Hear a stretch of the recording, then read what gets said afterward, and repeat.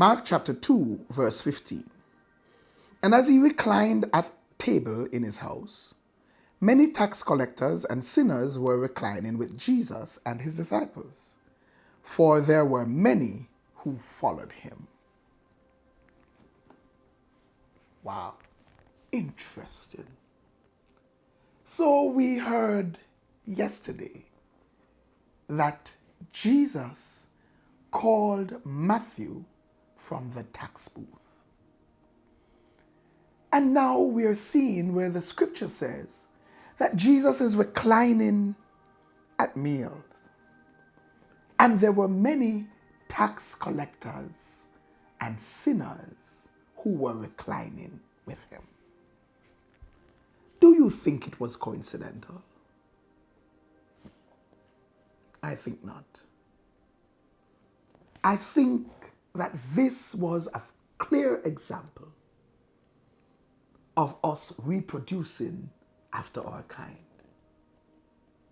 We were called to reach the people in our sphere. It is very interesting to note that Jesus walked up to a tax booth and called a tax collector, one who was rejected and despised, called him out and said, "Come and be one of my lieutenants. Come, follow me." And later on, we see Jesus having tax collectors and sinners around him. We were called for such a time as this to reach the people in our sphere, to reach the people who can identify with us or can identify with where we're coming from. Unfortunately, many times we fail to be as effective as we ought to be and as we could be because we are not reaching out to those who would naturally identify with us. Everyone has been given the responsibility as a child of God to reach the lost for Christ. But we will not be able each to reach everyone.